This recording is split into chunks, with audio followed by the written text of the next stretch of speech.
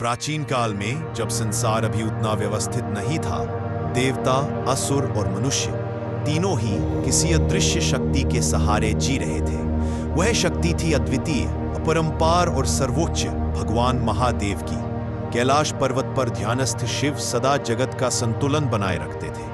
उनकी मौन साधना ही तीनों लोकों की धड़कन थी। देवी पार्वती का जन्म और शिव से अनुराग हिमालय की शीतल वादियों में हिमवान और मैना के आंगन में एक दिव्य पुत्री का जन्म हुआ, पार्वती। बचपन से ही वह शिवजी की कथा सुनकर पुलकित हो उठती। एक दिन उन्होंने संकल्प लिया, मैं महादेव को ही अपना पति बनाऊंगी। उनका यह संकल्प साधारण नहीं था, यह भाग्य का भी विधान था। इधर महादेव अपने पहले विवाह सती के वियोग से अब भी मौन में थे। उनका मन संसार से उचक चुका था। उनके चारों ओर ऋषि, सिद्ध और गण थे, पर मन बिल्कुल निर्विकार। ऋषि नारद समझते थे, अब समय है शिव और शक्ति के पुनर्मिलन का, तभी सृष्टि पूर्ण होगी। पार्वती एक दिन कैलाश पहुंची और विनम्र भाव से बोली, प्रभु, मुझे आपकी सेवा करने दें। शिव ने उनकी भक्ति देखी, पर कहा, देवी, मैं योगी हूं, संसार से रहित, मेरे मार्ग पर चलना कठिन है। पर पार्वती अडिग थी।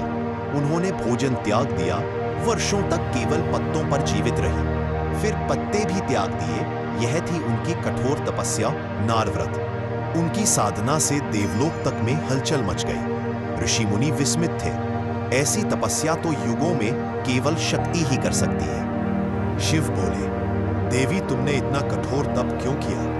पार्वती ने महादेव से कहा, प्रभु, मेरा जन्म ही आपके साथ होने के लिए हुआ है। आप मेरे आराध्य भी हैं और नियति भी। शिव मुस्कुराए, तुम्हारी भक्ति ने मेरे हृदय के जख्म भर दिए। तपस्या ने मुझे प्रभावित किया है। अब मैं कहता हूं, तुम मेरी ही नहीं, मेरी अर्धांगिनी बनने की योग्य हो। हिमालय पर देवताओं ने भव्य विवाह की तैयारी की। ब्रह्मा ने वैदिक मंत्र पढ़े, विष्णु ने कन्यादान किया, सभी देवताओं ने आशीर्वाद बरसाया। शिव बारात में गणों के साथ विचित्र रूप में आए, बभूति, नाग, डमरू, भैरव। लेकिन पार्वती ने उन्हें उसी रूप में स्वीकार किया। दोनों का मिलन हुआ, शिव शक्ति का पुनर्मिलन, और ब्रह्मांड का संतुलन फिर जग उठा।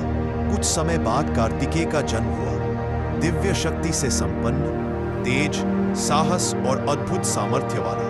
उन्होंने तारकासुर के अत्याचारों का अंत किया और देवताओं को मुक्त कराया। महादेव का उपदेश, जीवन का सार। कथा के अंत में महादेव ने पार्वती से कहा, देवी, संसार में 3 बातें जीवन को दिव्य बनाती है। संकल्प, जैसा तुम्हारा था, धैर्य, जिसे तुमने निभाया, समर्पण, जो तुम्हारी भक्ति का मार्ग बना। जो भी इन तीनों पर चलेगा, वह भी अपने जीवन में शिव को पालेगा।